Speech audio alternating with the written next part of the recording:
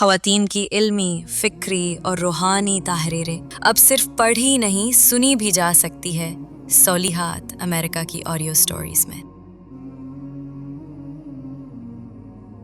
Novel خدا بول رہا ہے۔ ہمارے محترم جناب ابو یحییٰ صاحب کا نیا ناول خدا بول رہا ہے پڑھنے بیٹھا تو ایک حیرت، ایک بے خودی کی کیفیت میں پڑھتا ہی چلا گیا۔ معلوم تب ہوا جب ناول ختم ہو گیا۔ دیکھا تو میری آنکھیں اشک بار تھیں۔ سچ کہوں، آنکھیں اشک بار نہیں تھیں، میں اندر سے بہت رو رہا تھا۔ دل پگھل کر حلق میں آ پھنسا تھا۔ خدا سے مل کر آدمی روئے نہ، یہ تو ہو نہیں سکتا، اور یہ ملنا بھی تو بہت دن بعد جو ہوا تھا۔ غفلت کی کتنی تہیں ہیں جو ہمارے اور خدا کے درمیان حجاب بن گئی ہیں۔ ان تہوں کو اتارنے کے لیے جو قرآن اتارا گیا تھا، اس کو بھی ہم نے کبھی غلاف کی تہوں میں اور کبھی منطق و فلسفہ، تصوف و کلام، روایات و خرافات اور مسلک و تعصب کی تہوں میں گم کر دیا ہے۔ یہ ناول ان حجابات کو ایک ایک کر کے اتارتا ہے اور ہمیں قرآن کی آواز بے غبار کر کے سناتا ہے کہ لوگو، اللہ کی عبادت کرو جس نے تمہیں پیدا کیا۔ تم ایک روز اس کے حضور لوٹ کر پیش ہوگے، وہاں تمہارے ہر عمل کا حساب ہوگا۔ جس نے خدا کی عبادت، بندوں کی خدمت اور سچائی پر خود کو قائم رکھا اور دوسروں کو بھی اس پر ثابت قدم رہنے کی تلقین کی، وہی نجات پائے گا۔ باقی لوگ جہنم کے کوڑے خانے میں ہمیشہ کے لیے بلکتے سسکتے چھوڑ دیے جائیں گے۔ یہ اقتباس ہے ناول خدا بول رہا ہے، صفحہ 197۔ میں عموماً اصلاحی قسم کے ناول پڑھنے کی طرف مائل نہیں ہو پاتا۔ ان میں ادب ایک طرف رہ جاتا ہے اور پند و نصیحت غالب آ جاتی ہے، مگر یہ ناول کچھ اور چیز ہے۔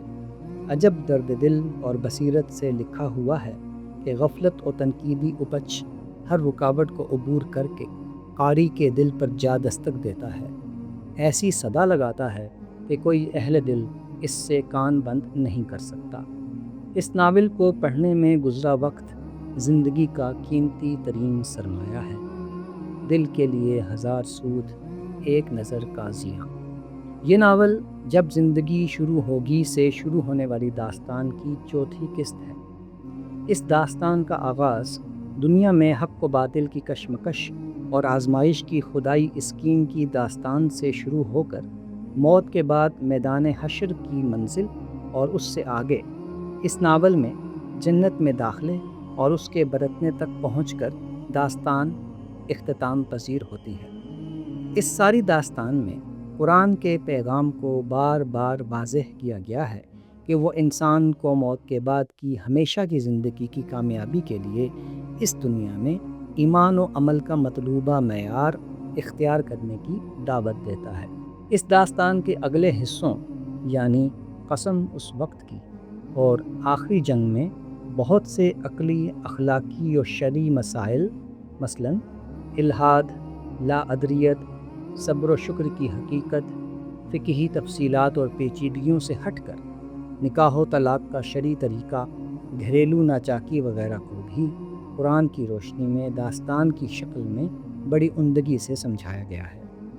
موجودہ ناول خدا بول رہا ہے میں خدا سے روٹھے ایک عام انسان کی خدا کی طرف پلٹنے کی داستان بیان ہوئی ہے، جو ہمارے آج کے سماج کا بہت بڑا مسئلہ ہے، مگر اس کا ادراک نہایت ہی کم لوگوں کو ہے اور اس کا علاج تو اس سے بھی کم کو معلوم ہے۔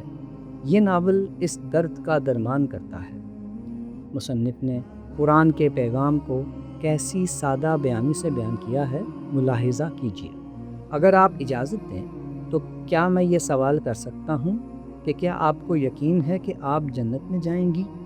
صفحہ 145۔ بعض جملے تو آب زر سے لکھنے کے قابل ہیں۔ لکھتے ہیں، خدا نے دنیا انسانوں کے امتحان کے لیے بنائی تھی، مگر انسان پچھلی دنیا میں بیشتر وقت خدا کا امتحان لیتے رہے۔ اللہ میاں یہ کر دیں، اللہ میاں وہ کر دیں گے تو ٹھیک ہے، ورنہ ہم نے آپ کو ماننا ہے اور نہ آپ کی بات کو ماننا ہے۔ صفحہ 75۔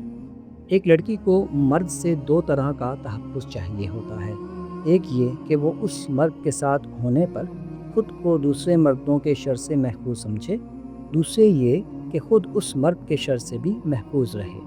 صفحہ 203۔ مصنف ایک جگہ بہت خوبصورت مثال سے سمجھاتا ہے کہ کس طرح قرآن کی اہمیت کم کی گئی۔ کہانی کا کردار ایک لکیر کھینچتا ہے اور کہتا ہے کہ اسے چھوئے بغیر چھوٹا کر کے دکھاؤ۔ کردار اس کے ساتھ مزید اس سے بڑی لکیریں لگا کر دکھاتا ہے کہ دیکھو اب یہ لکیر دوسری لکیروں سے چھوٹی نظر آنے لگی۔ قرآن کے ساتھ بھی یہی ہوا ہے، اس کو چھوٹا نہیں کیا گیا، مگر اس کے ساتھ دوسری چیزوں کو عملی طور پر اس سے بڑا اور اہم مان لیا گیا اور قرآن کی اہمیت ختم ہوتی چلی گئی۔ ایک جگہ مصنف کی غیرت قرآن کچھ اس طرح جوش کھاتی نمودار ہوتی ہے۔ حقیقت یہ ہے کہ مذہب کے نام پر دنیا میں جو کچھ بھی پایا جاتا ہے اس میں کوئی چیز قرآن کے مقابلے کی نہیں۔ کون سی چیز ہے جس کی حفاظت کا وعدہ اللہ نے کر رکھا ہے؟ کون سی چیز ہے جس کے بارے میں کہا گیا ہے کہ باطل اس کے آگے سے آ سکتا ہے نہ پیچھے سے؟ کون سی چیز ہے جسے انسانیت اور اہل ایمان کے لیے ہدایت کہا گیا ہے؟ کون سی چیز ہے جسے دوسری مذہبی چیزوں کو تولنے کا میزان یعنی ترازو اور ان کو پرکھنے کی کسوٹی کہا گیا ہے؟ کون سی چیز ہے جس کے بارے میں کہا گیا ہے کہ اس کے کلام الہی ہونے میں کوئی شک نہیں؟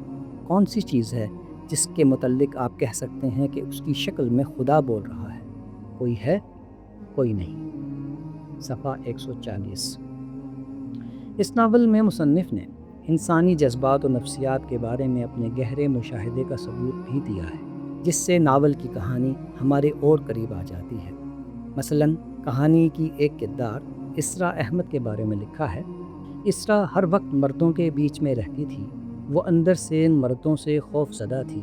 اپنے خوف کو چھپانے کے لیے وہ بظاہر بہت سخت بن چکی تھی، مگر اس سختی کو خود پر طاری رکھنے کی وجہ سے وہ کچھ تھک جاتی تھی۔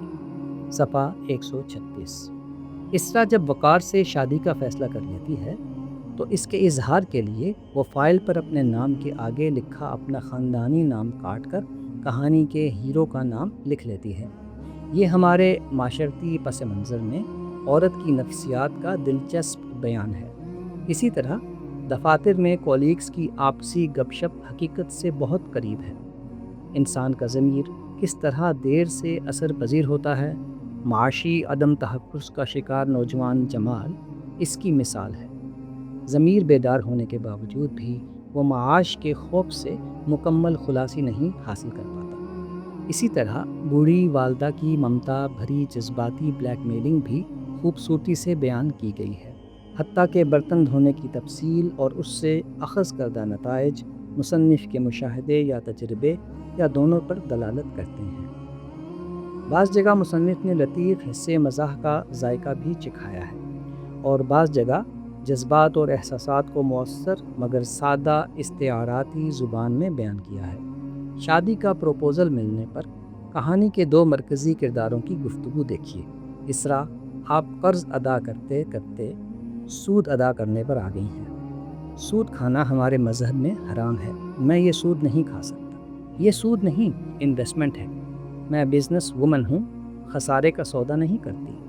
صفحہ 213۔ جنت اور اس کے مناظر کی منظر کشی اگرچہ کسی انسان کے تخیل کے بس کی چیز نہیں، مگر اس میں بھی مصنف نے وہ کیفیت پیدا کرنے کی کامیاب کوشش کی ہے کہ قاری خود کو جنت کے ماحول میں کرداروں کے ساتھ چلتا پھرتا اور ان کی گفتگو سنتا محسوس کرتا ہے۔ اس ناول کو پڑھنا ایک دریافت ہے، خدا کی دریافت، قرآن کی دریافت اور خود اپنی اور اپنے مقصد حیات کی دریافت۔ مصنف نے دل جلا کر سر عام رکھ دیا ہے، اب جس کے جی میں آئے وہ پائے روشنی۔ ہر درد مند دل کو رونا میرا رلا دے، بے ہوش جو پڑے ہیں شاید انہیں جگا دے۔